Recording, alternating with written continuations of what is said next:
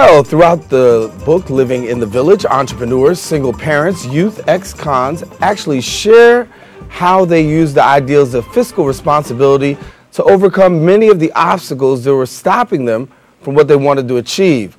Our next guest is the author of this book, and he thoroughly explains the principles so that you can implement those same values in your everyday life. He's also the president of Optimum Capital Management, a financial planning company that puts financial literacy ahead of earning more revenue.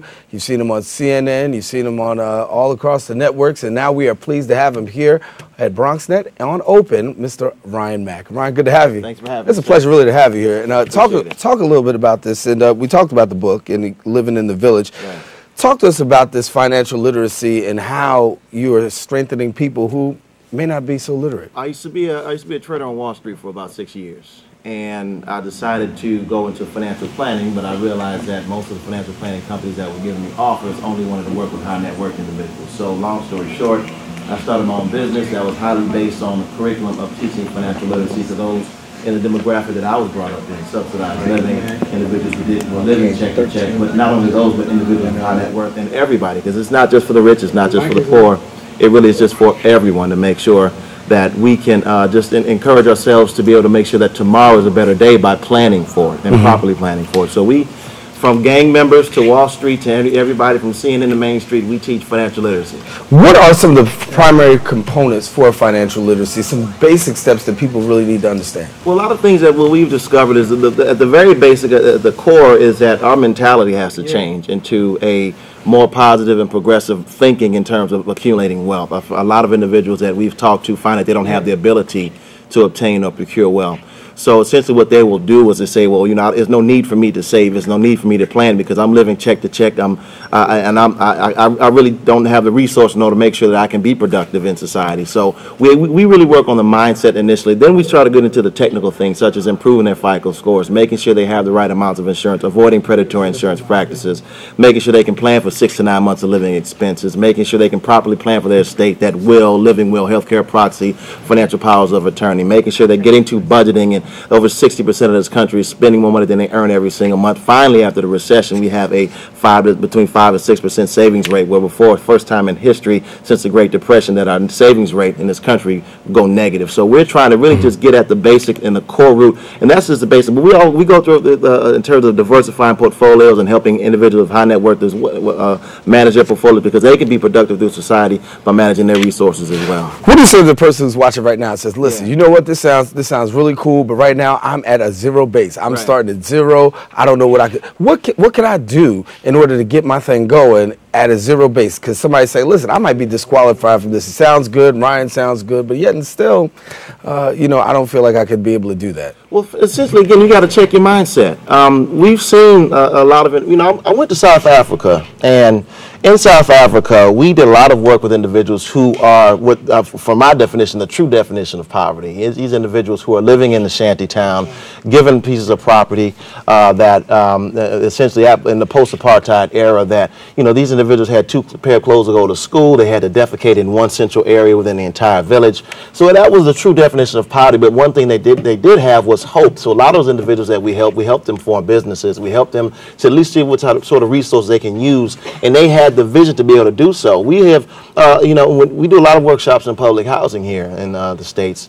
And over the last two years or so, we've had maybe 60, 70 different workshops in community centers in public housing. But many of these individuals, they might have a lot of high materialistic things such as cable boxes, such as a lot of things that they might have purchased from Rent-A-Center. That's very heavily prevalent, located in terms of marketing individuals who do market in Rent-A-Center, in public housing communities. So, you know, it almost seems like these predators focus on the lack of knowledge that we may have in order to capitalize off of that, so they can make money off of that, as opposed and keeping those individuals in poverty. So what we have to do is just change that. I mean, the rush cards and refund anticipation loans, they wouldn't make money unless they had a market to do so. Right. So what we have to do is really just focus on them and say, you know, what can we do to just squeeze water out of a rock sometimes? Just start with the basics. Do I need to get additional money? Do I need to get a side income? We've helped a lot of gang members form businesses, Bloods and Crips, that have come home from Rikers Island. We've helped them go to Home Depot and form weatherizing companies with just $40, $50 by just purchasing the necessary items. We've helped them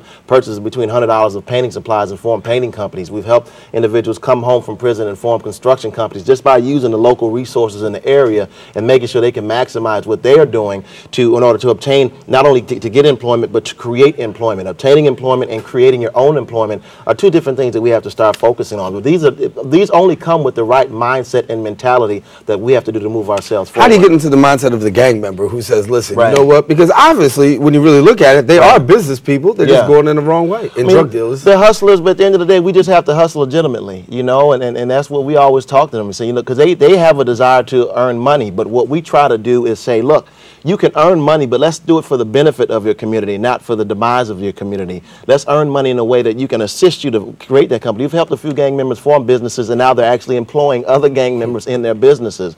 And when they see the results of that, being able to pull somebody off the street and earn a legitimate living wage, and to be a living wage, not just minimum wage, but a living wage. Because I actually do believe that minimum wage is not necessarily a living wage. But these gang members going into societies and forming construction companies, they might not be able to, you know, put down the guns and pick up a hammer and help rebuild your community and not tear it down. And when they see that and they see the results from that, and then they can actually support themselves, that's all they really want to do. They're hungry, they want to support their family. Many of them are homeless and have no other way. They've seen the gang life and drug dealing life is the only outlet that they have. But you show them another way. I mean, sad to say, a lot of our the most productive mentors in our communities right now are the drug dealers who are showing our individuals the wrong way. But we have to, as a society, that's what the purpose of the book is, getting into our communities and showing individuals the right way of how to make sure they can have a productive living wage. The book is called Living in the Village, and Brian Mack is the author. He's here with us here on Open, and we're glad to have him share with us. If people go through the book, what are they going to be able to find? Well, they're going to be able to find about 80% of it is my strategies, how to improve your credit, how to make sure that your insurance is provided for, how to purchase the right amount of insurance, all the way to what is a stock, what is a bond, how to start a business, how to buy a home for the first time. It's probably one of the most comprehensive books, and I really made it that purposefully to make it be a handy tool guide for individuals to be able to utilize. But the other 20% of it are 15 individuals that we've all interviewed, that we've either impacted directly or we've talked to, that have been able to overcome fiscal adversity in their lives using principles of fiscal responsibility. And now, because they've been able to do so, they're giving back to society. And that's what the whole purpose of financial literacy. It's not about what you can do for yourself, but how you can empower yourself to make you a better impact on your community and surroundings. Give you the final word. Talk to us about young people starting off learning about saving. I mean, obviously, you know, we've got kids and they have desires to want to get stuff, but talk to them about savings and really what they should be. It's just tons of resources out there. We have a resource out there called moneymovement.org. We also have another website called allaboutbiz.org, allaboutbiz.org. So these are resources that we provide, that what these young folks are doing is just taking the time to learn about how to start their own businesses. You know, the Fair Gray was an individual who was a millionaire by the time he was 14, 15 years old. So these are stories that individuals can do only if they apply themselves. Sometimes what young folks have to do is just take the limits off of their thinking, off their mindset, that's sometimes sad to say that many adults put on them. So if they can say, you know, I can start a business, I can go on various websites and go on Morningstar and Google and just learn about different things so we can start empowering ourselves and making sure that we can move ourselves forward. We can do anything about time. My whole strategy is by the time you're 18, you should have at least one business started so you can put that on your resume and make yourself more marketable for scholarships and internship program opportunities. Brian Mack, thank you so much Appreciate for coming. Sure, good to have you. You got to come back. Definitely. Thank you so much. All right.